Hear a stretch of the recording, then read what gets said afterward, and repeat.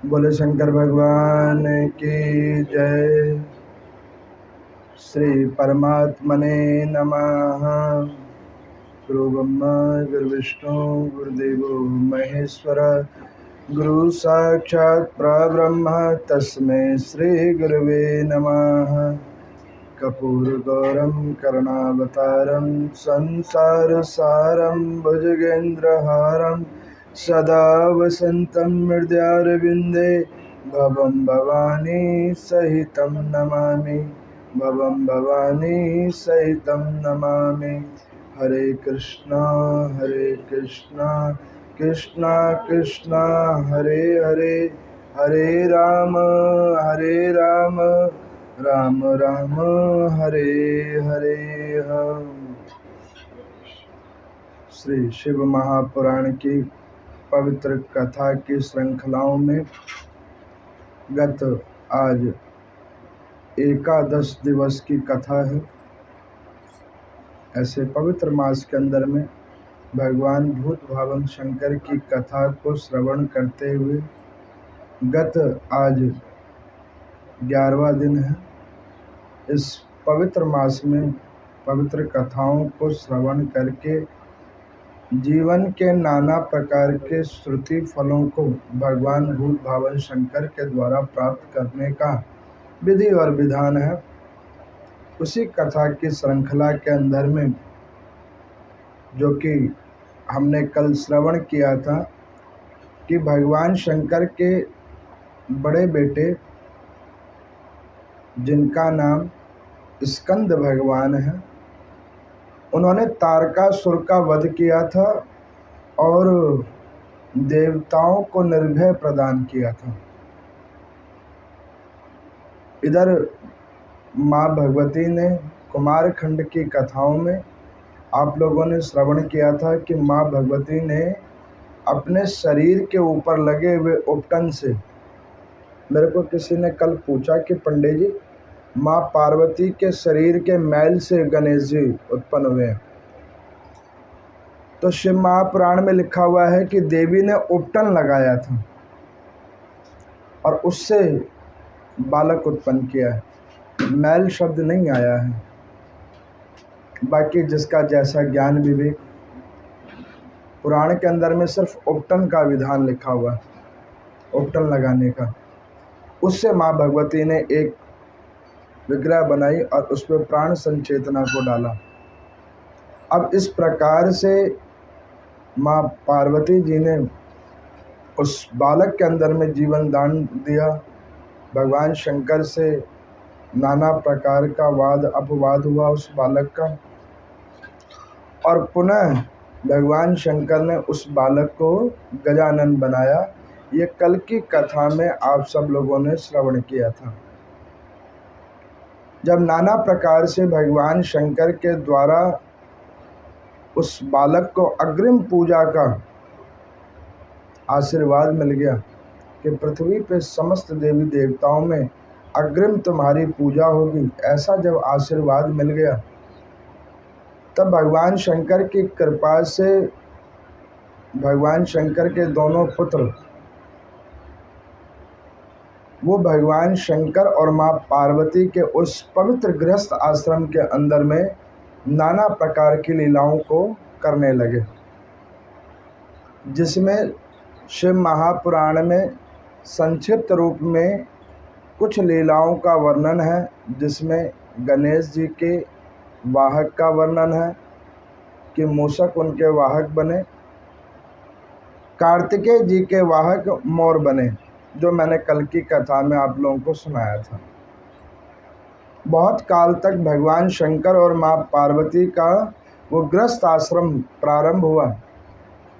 तो एक दिन भगवान शंकर माँ पार्वती ने बैठे बैठे विचार किया कि चूँकि अब हमारे दोनों कुमार बड़े हो गए हैं, तो इनका विवाह संस्कार कराना चाहिए। ये कुमार खंड की अंतिम अध्यायों की कथा है। अब भगवान शंकर ने कहा कि देवी ये बात बिल्कुल ठीक है कि दोनों कुमारों का विवाह होना चाहिए, लेकिन इन दोनों में श्रेष्ठकर कौन है? तो माँ पार्वती कहने लगी कि गणपति श्रेष्ठकर है, क्योंकि गणपति जी का अभी आप ही ने वरदान दिया है कि जहाँ भी किसी देवी देवता की पूजन हो तो सर्वप्रथम गणपति की पूजन का विधान है। उस विधान अनुसार प्रभु ये श्रेष्ठकर हैं। तो जब गणेश जी श्रेष्ठकर हैं तो पहले गणेश जी की विवाह होना चाहिए। भगवान शंकर ने कहा कि देवी ऐसा नहीं है, गणेश जी की जब उत्पत्ति नहीं हुई थी उससे पहले कार्तिकेय जी की उत्पत्ति हो चुकी है, वो जन्म ले चुके हैं। तो कायदे से तो कार्तिकेय जी श्रेष्ठकर हैं। जब इस प्रकार से भगवान शंकर कार्तिकेय जी को श्रेष्ठकर कह रहे हैं और माँ पार्वती गणपति जी को श्रेष्ठकर कर रहे हैं, तो दोनों की संयुक्त वार्ता में एक विचार हुआ कि क्यों ना इन बच्चों की ही टेस्ट की जाए और जो उनका उत्तर होगा उसी अनुसार उनमें से श्रेष्ठकर होगा, और जो श्रेष्ठकर होगा उसी का विवाह सबसे पहले होगा। भगवान भूत भावन शंकर ने कहा कि ठीक है। अब उन्होंने क्या कहा कि जो कोई, उन्होंने अपने दोनों पुत्रों को बुलवाया और कहा कि जिन आप दोनों को हमने यहाँ पर बुलवाया है ताकि आपके विवाह के ऊपर में हम विचार करें। तो कुमार जी ने कहा कि प्रभु मेरे विवाह से अच्छा गणपति जी का विवाह करवा दे। तो गणेश भगवान जी ने जब ये सुना तो गणेश जी ने कहा कि हे भोले बाबा, हे पिताजी, नियम अनुसार पहले बड़े भैया का विवाह होना चाहिए, तदुपरांत मेरा विवाह होवे। जब दोनों भाइयों के ऐसे विचार को सुना तो माँ पार्वती ने कहा कि अब विवाह उसका पहले होगा जिसका परीक्षण में कुशल हो जाएगा, वो व्यक्ति का पहले विवाह होगा। अब यहाँ पर में भगवान शंकर कहते हैं कि जो तुम दोनों में से पृथ्वी की 7 बार प्रदक्षिणा करके आ जाएगा उसका विवाह पहले होगा।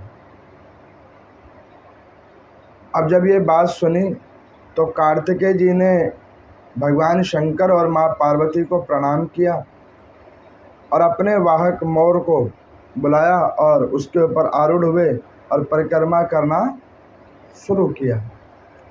अब गणेश जी वहाँ पर आराम से बैठे हुए हैं। माता ने पूछा कि बेटा तू नहीं जाएगा, तेरा भी तो वाहक है, उसके ऊपर तू भी आरूढ़ हो और तू भी पृथ्वी की प्रदक्षिणा करने के लिए जाओ, तुम यहाँ बैठकर क्या सोच रहे हो। तो उन्होंने कहा कि माता मैं अभी कुछ विचार कर रहा हूँ, इतने भैया को जा लेने दो। अब कार्तिकेय जी ने सोचा कि भाई हम तो अपने काम पे निकले, हमें जो कार्य मिल गया है उस कार्य की ओर निकले। अब जब कार्तिकेय जी को गए हुए थोड़ा समय हो गया तो भगवान शंकर ने पूछा कि बेटा तू तो वैसे ही मोटा ताज़ा है, तो तू जाएगा कैसे, और तेरे को तो जाने में भी बड़ा टाइम लगेगा। पतला आदमी जल्दी भागता है, मोटा आदमी थोड़ा धीरे धीरे चलता है। भगवान शंकर की इस बात को सुनकर गणपति जी ने कहा कि प्रभु आप कीजिए नहीं, अब कौन पहले आएगा कौन जाएगा इसको छोड़ें। तो भगवान शंकर ने कहा कि बेटा फिर तुम करोगे क्या। तो उन्होंने कहा कि प्रभु इस आसन के ऊपर में आप और भगवती विद्यमान हो। एक आसन लगाया, वहाँ पे भगवान शंकर और माँ पार्वती को बिठाया। दोनों देवी देवताओं को बिठाकर वहाँ पे इंद्रादिक देवता सोच रहे हैं कि वाकई गणपति जी मैच हार जाएंगे, क्योंकि इतनी जल्दी वो जा नहीं पाएंगे, इतने कार्तिकेय जी सारा घूम घाम के आ जाएंगे। लेकिन नारद जी वहाँ खड़े होकर कह रहे हैं कि ये कौन जानता है कि मैच कौन जीतेगा। कभी कभी जीवन में हारा हुआ भी मैच व्यक्ति जीत जाया करता है, अगर प्रभु की कृपा उसके साथ हो। इसीलिए के चराचर जीव के ऊपर विश्वास करने के बजाय परमात्मा पे विश्वास करना चाहिए। हारे हुई वस्तु भी परमात्मा दिया करते हैं, बस मन से परमात्मा के प्रति श्रद्धा और भक्ति होनी चाहिए।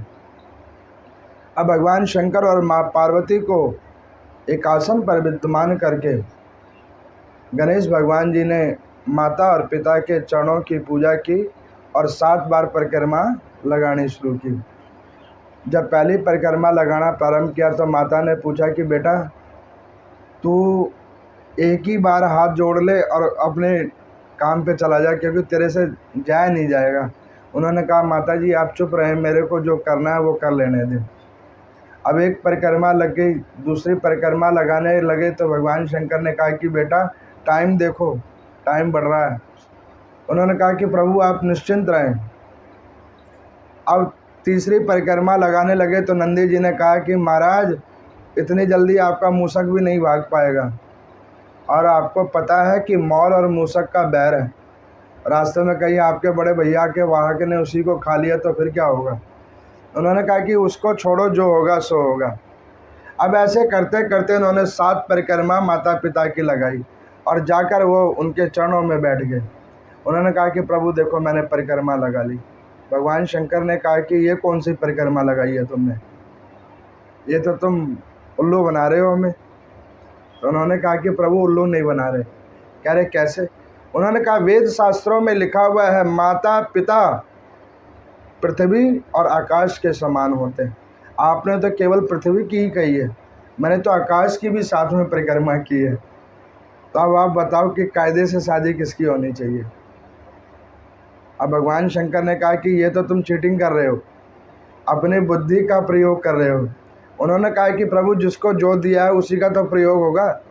मैं कई बार कहता हूँ आप लोगों से, अनावश्यक लड़ने के बजाय बुद्धि विवेक का कार्य कीजिए, उससे कार्य अपने आप सिद्ध भी हो जाएगा और आपको कोई परिश्रम नहीं करना पड़ेगा।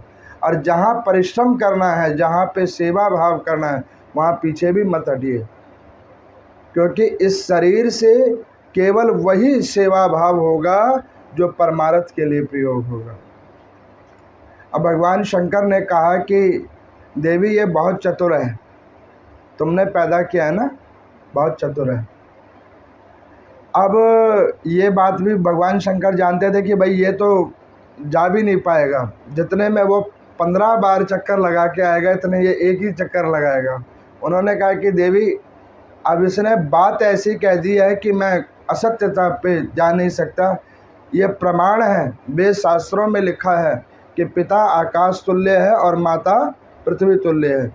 जिसने इन दोनों की सेवा कर ली, माता पिता की सेवा कर ली, उस बच्चे के लिए समस्त तीर्थ समस्त देवी देवता का फल वहीं पे मिल जाया करता है। ये कथा उन सारे नवयुवक नवयुवतियों के लिए भी शिक्षा प्रदायनी है कि जो लोग अपने माता पिता की सेवा नहीं करते हैं, उस कथा से समझें कि भगवान की पूजा करो चाहे ना करो, कभी अपने माता पिता का दिल नहीं दिखाओ, उनकी बात मान लिया करो, जो वो कह दे सत्य वचन समझकर उनको ग्रहण करो। भगवान शंकर ने कहा कि देवी अब तो ये बच्चा जीत गया, लेकिन इसकी शादी किससे होगी। जीत तो गया लेकिन इसकी शादी किससे होगी। तो यहाँ पर गणेश जी के विवाह के कई डिमांड थे, लेकिन गणेश जी को अग्रिम देवता तो बना दिया, लेकिन अग्रिम देवता सिर्फ बुद्धि के देवता हैं और तो कुछ करते नहीं, तो इनसे अपनी बेटी शादी करवाएगा कौन। तो भगवान शंकर के आप लोगों ने पीछे कथा में सुना था, एक गुण निधि था, कथा मैंने सुनाई थी ना गुण निधि जी की। ब्राह्मण को मारते, बड़े पाप कर्म किए थे, लेकिन अंतकालीन भगवान शंकर की आराधना की थी, जिसको भगवान शंकर ने कुबेर बना दिया था।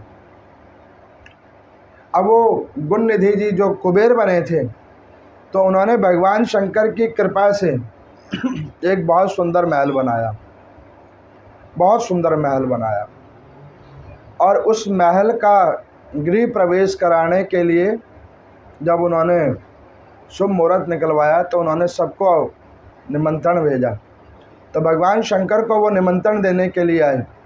तो भगवान शंकर को कहा उन्होंने कि प्रभु आप और माँ पार्वती मेरे महल को देखने अवश्य आए।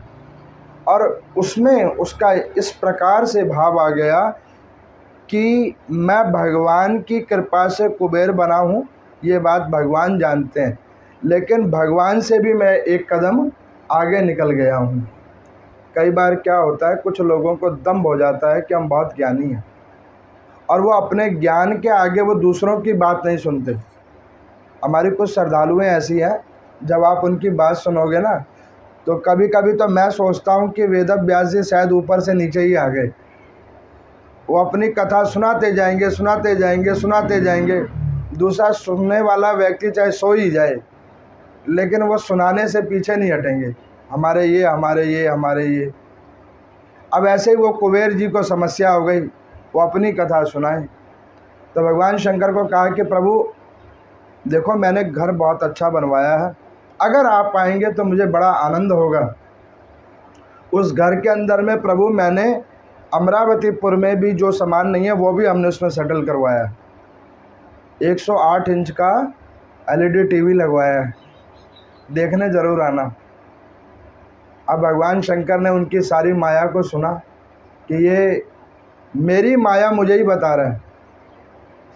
आश्चर्य की बात है, जब कभी गुरुजनों के पास जाएं, अपने श्रेष्ठ जनों के पास जाएं, वहाँ अपनी विद्या का बखान नहीं करना चाहिए। अरे आपकी विद्या उस लेवल की नहीं है जहाँ वो खड़े हैं, अपना क्या आप बखान करते हो? इस पापी शरीर में अगर इतना ज्ञान विवेक होता तो पृथ्वी के ऐसे चक्कर काट रहे होते, तब कोई स्थान नहीं मिल गया होता। इसमें कोई ज्ञान नहीं है, विवेक नहीं है, जब भी तो धक्के खा रहे हैं। अब यहाँ पर मैं, जब भगवान शंकर ने नाना प्रकार की उसकी बातें सुनी, तो माँ पार्वती ने कहा कि प्रभु इसको क्या चाहिए, इसकी तबीयत ठीक तो है? भगवान शंकर ने कहा कि ये उत्तर मांगता है, उत्तर चाहिए। तो उन्होंने कहा कि बेटा देखो, हमारी तो और भी कई अपॉइंटमेंट है, हम आए ना आए हमारा बेटा जरूर आएगा। तो उन्होंने कहा कि प्रभु दोनों बेटों को भेजना। तो उन्होंने कहा कि दोनों ना भी पहुँचे, हमारा छोटा बेटा जरूर जाएगा तुम्हारे यहाँ पे। उन्होंने कहा गणेश जी? कह रहे हाँ जी। कह रहे ये तो और अच्छी बात है, डायरेक्ट पूजा हो जाएगी गणेश भगवान की, क्योंकि गृह प्रवेश से प्रथम पूजा गणपति की ही तो होती है। उन्होंने कहा स्वयं गणपति जी आ जाएंगे तो और चाहिए क्या, आप उन्हीं को बुला दें, कोई बात नहीं, जो आए लेकिन आए। अब गणेश जी गए, गणेश जी अपने मूषक के ऊपर में बैठ कर गए, कुबेर के महल को देखा। जब कुबेर के महल को देखा तो उन्होंने कहा कि भैया हम आ गए, अब बताओ किधर बैठे। तो उन्होंने कहा कि प्रभु इतने बड़े महल में आपको जगह नहीं मिली, किधर बैठे? तो उन्होंने कहा कि देखो हम गणपति हैं और सारे देवी देवताओं के बीच में बैठते हैं। आप देखो कहीं पे भी कई ब्राह्मण देवता जब पूजा करवाते हैं गणपति जी का, थालियों के ऊपर में या कहीं और भी कराते, तो गणेश जी को बीच में बिठाया जाता है। स्वास्तिक बीच ही में बनाते हो ना, और उसके बाद में गणेश जी की पूजा होती है। उन्होंने कहा कि प्रभु हम तो बीच में बैठते हैं, ना इधर ना उधर, बीच में। अब उन्होंने कहा कि ठीक है आप बीच में बैठो।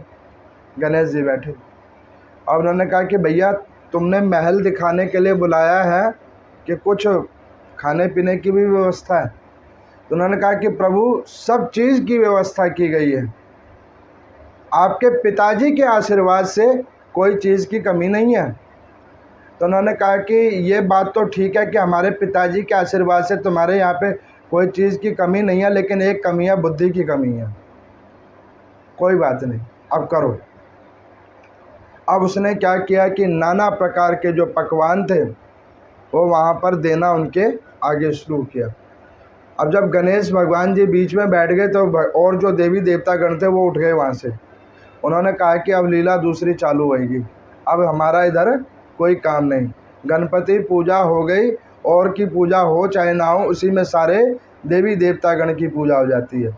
आपको कुछ ना भी आए तो एक गणेश भगवान की पूजा कर दो तो उसमें सारे देवी देवता गण की पूजा हो जाती है, ये नियम है। और कुछ ना आए तो एक कलश की पूजा कर दो, उसके ऊपर में पुंगी फल की पूजा, नारियल की पूजा कर दो, तो वो भी गणेश जी को स्वीकार्य हो जाता है। अब यहाँ पर गणेश जी बैठ गए बीच में और सारे देवी देवता गण बाहर आ गए। अब वो बाहर आ गए और ऊपर से बैठकर देखने लगे, क्योंकि पिक्चर तो अभी शुरू हुई है। अब गणेश भगवान जी वहाँ पे बैठे और भोजन प्रारंभ हुआ। अब उन्होंने भोजन करवाना शुरू किया। जितने 33 करोड़ देवी देवता के लिए जो नैवेद्य बना था, वो कुछ ही मिनटों में गणेश भगवान जी ने सब साफ कर दिया।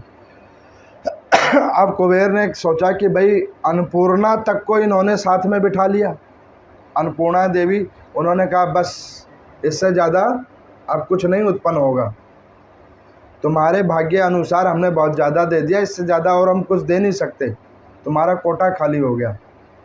अब उसने सोचा कि भाई अब क्या बचा है। तो उन्होंने कहा कि महाराज अन्न खत्म हो गया। तो उन्होंने कहा तुमने निमंत्रण पे बुलाया, अभी तो अकेले हम आए हैं, तुमने तो मम्मी पापा को भी बुलाया था, वो तो अभी आए नहीं और तुम हमें नहीं खिला पा रहे। तो उन्होंने कहा कि प्रभु अब क्या खिलाऊं। तो उन्होंने कहा ये जो बर्तन भांडे वही लाओ। गणेश भगवान जी ने धीरे धीरे जितना कुछ था वो सब समेट दिया, उनके उदर के अंदर में सारा प्रविष्ट होता गया। अब कुबेर ने सोचा कि जो मैंने बनाया था बस अब वो ईंट पत्थर ही बाकी रह गया, सब कुछ भगवान गणपति जी ने अपने उदर में समेट लिया है। ये लिंग पुराण की कथा है, जो कुमार खंड में अंतिम अध्यायों में इस कथा का विवरण है संक्षिप्त रूप में। अब यहाँ पर में गणेश भगवान जी ने बस महल छोड़ दिया, बाकी उसका सारा कुछ सामान अपने उदर में ले लिया।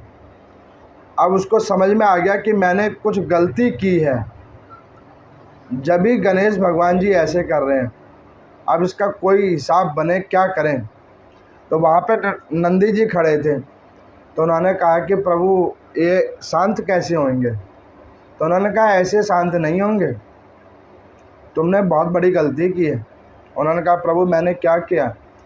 तुम अभी अपना इनविटेशन किसको देने गए थे। तो उन्होंने कहा प्रभु शंकर को मैं देने गया था, माँ पार्वती को देने गया था। तो वहाँ क्या बोल के आए थे।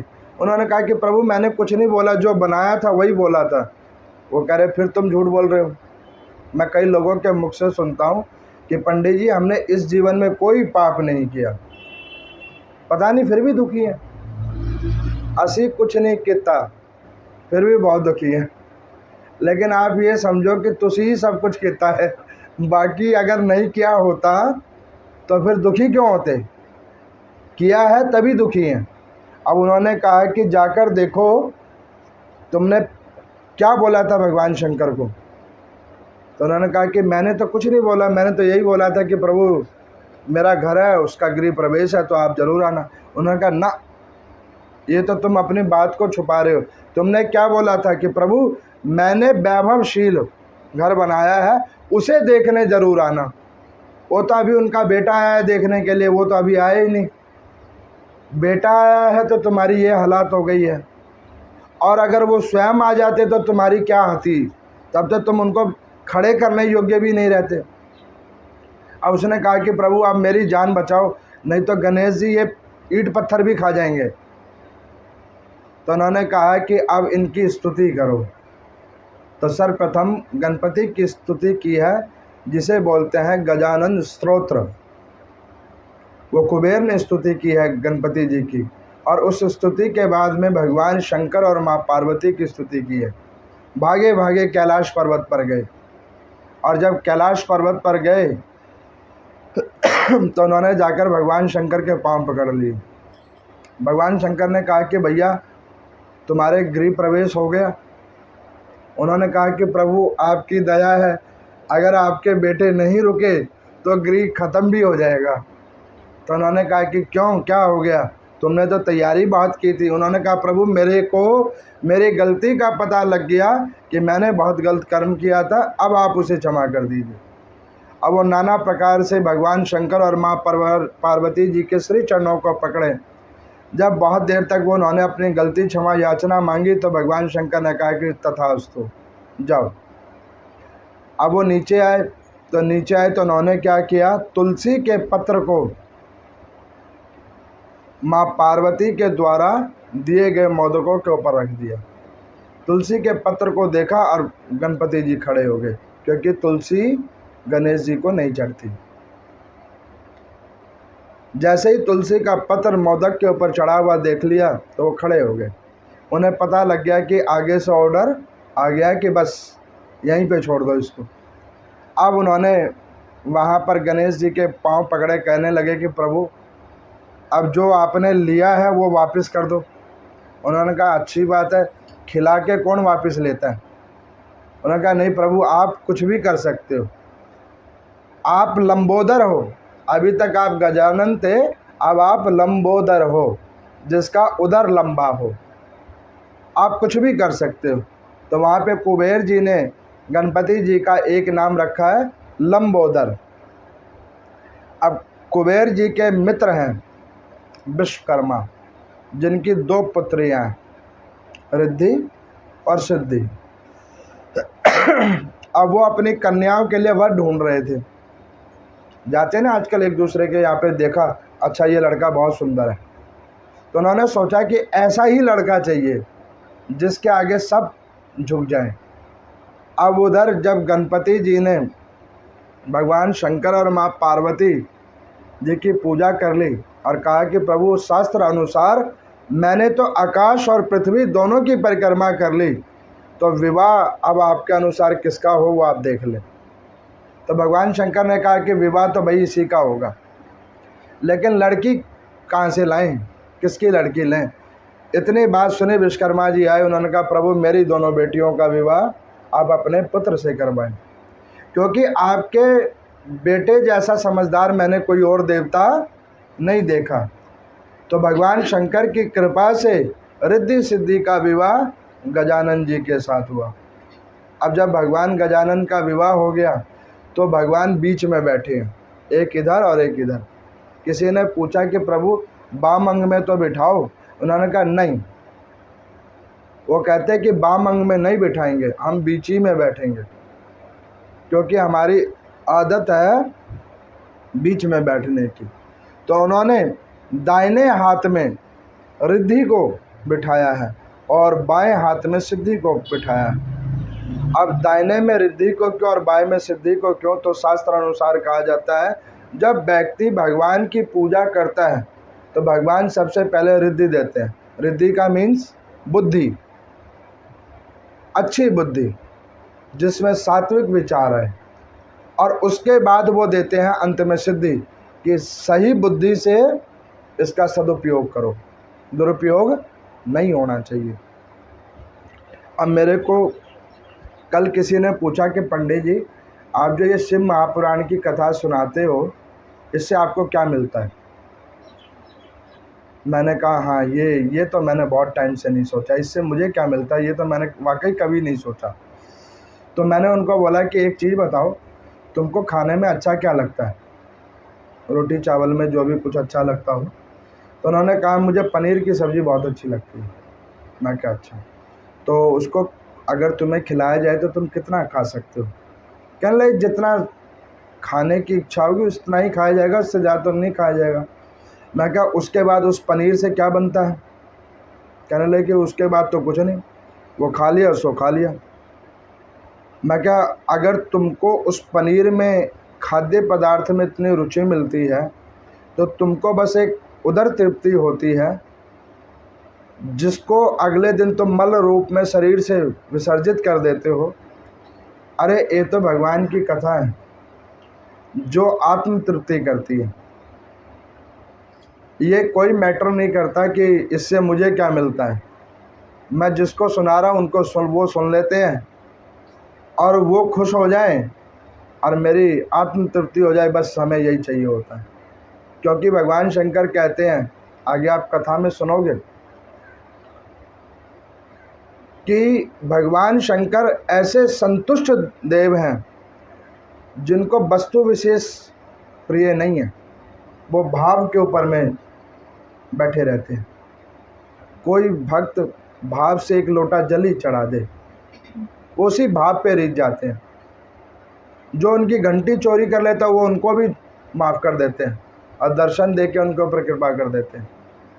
तो हम तो ये सोचते हैं कि हम अपनी टूटी फूटी वाणी से अगर उनको ये कथा सुना देते हैं, अगर वो इस भाव को समझ जाएं, और क्या चाहिए, वही आत्म तृप्ति हम चाहते हैं और वो हमें मिल रही होती है। हमें कहने में अच्छा लगता है, बाकी पता नहीं सुनने वालों को कैसा लगता है। तो ये तो सबका अपना अपना विचार है। अब यहाँ पर गणपति जी की जब शादी हो गई तो कार्तिकेय जी अभी परिक्रमा लगा रहे थे, लास्ट राउंड पे थे। नारद जी ने देखा कि भाई बेचारा मेहनत किए जा रहा है, रिजल्ट 0 है। उन्होंने बीच में गए और उन्होंने जाकर कहा कि क्या आप कर रहे हो। उन्होंने कहा क्यों, अभी पिताजी ने कहा है ना परिक्रमा लगाओ, हम तो परिक्रमा ही लगा रहे हैं। उन्होंने कहा किस लिए परिक्रमा लगानी है। उन्होंने कहा शादी होगी ना। उन्होंने कहा किसकी शादी। कह रहा हम दोनों भाइयों में से जो उसकी होगी। उन्होंने कहा छोटे की हो गई शादी। उन्होंने कहा शादी हो गई, हाँ शादी हो गई। ओहो अब क्या होगा। उन्होंने कहा क्या होगा। उन्होंने कहा कि आप झूठ तो नहीं बोल रहे। तो नारद जी ने कहा कि ब्रह्मा झूठ बोल सकते हैं लेकिन मैं झूठ नहीं बोल सकता, क्योंकि नारायण कभी झूठ नहीं बोलते और मैं उनका मन हूँ। देव ऋषि की बात को वो जान गए कि ये बिल्कुल सत्य बोल रहे हैं, लेकिन ये छल कैसे हुआ मेरे साथ। अभी तो गणेश उठ के नहीं आए हैं और उधर शादी भी हो गई और मैं अभी परिक्रमा ही लगा रहा हूँ। क्रोध आया स्कंद भगवान को, वो कैलाश पर्वत नहीं गए, वापस दक्षिण दिशा में और गए। और जब दक्षिण दिशा में गए तो उन कृतिकाओं ने पूछा कि बेटा तेरा मुंह क्यों उदास है। तो उन्होंने कहा कि उदास क्या है, इसको छोड़ो। अब उन्होंने कहा कि नहीं, क्या बात हो गई। उन्होंने कहा कि मैंने भगवान शंकर और माँ पार्वती की बात को श्रेष्ठकर माना और ऐसे ऐसे मैंने परिक्रमा लगाई, लेकिन प्रभु ने मुझसे पहले मेरे छोटे भाई की शादी करवा दी। तो दक्षिण दिशा के अंदर में अरण्य नाम के एक महाराज हैं जिनकी वली नाम की पुत्री है। उनको ये बात पता लगा, वो भागे भागे आए। उन्होंने कहा प्रभु मेरी बेटी को आप रख लो, नाराज़ मत हो।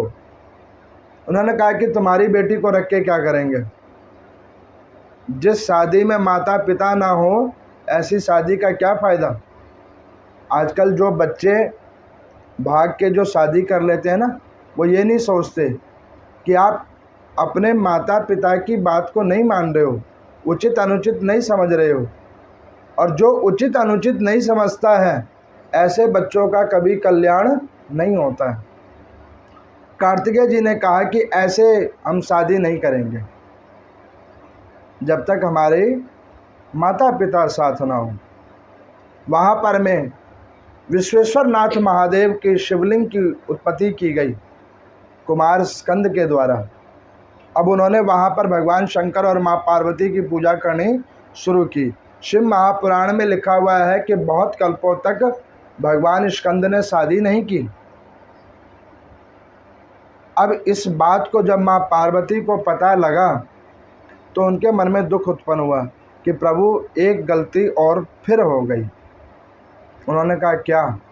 उन्होंने कहा कि प्रभु मैं ना ये बात रखती, ना शर्त होती, और ना वो नाराज़ होकर वापस नीचे चला जाता। हर बार उसके साथ अन्याय हुआ है, अब उसको न्याय दे दो प्रभु, अब मैं क्या करूं। उन्होंने कहा देवी जो होता है अच्छे के लिए होता है, कोई बात नहीं। अब यहाँ पर मैं भगवान शंकर की माया से प्रेरित स्कंद भगवान विश्वेश्वर नाथ महादेव शिवलिंग की पूजा कर रहे थे। उस शिवलिंग की पूजा करते करते वो भगवान शंकर में समाधिष्ट हुए और वहाँ पे भगवान शंकर और माँ पार्वती प्रकट हुए, उस शिवलिंग के अंदर से प्रकट हुए। भगवान शंकर और माँ पार्वती जब प्रकट हुए तो उन्होंने कहा कि बेटा हम तुमको लेने के लिए आए हैं। तो उन्होंने कहा कि प्रभु मुझे ले जाके क्या करोगे, छोटे भाई की शादी हो गई है, उसकी बहू होगी, और शास्त्रों में वर्णन है जो बड़ा भाई होता है उसको छोटे भाई की बहू के आगे ऐसे नहीं जाना चाहिए। मैं उधर जाके करूँगा क्या। उन्होंने कहा कि बेटा हम उस लिए नहीं आए हैं, हम उस लिए नहीं आए हैं, हम तुम्हारा विवाह करवाने के लिए आए हैं। तो उन्होंने कहा कि प्रभु मैं अब शादी नहीं करूँगा। तो उन्होंने कहा कि नहीं, शादी तो आपको करनी पड़ेगी। और देखो उसकी विश्वकर्मा की बेटियों से शादी हुई है, तुम्हारे ही इंद्र की बेटी से शादी करवाएंगे।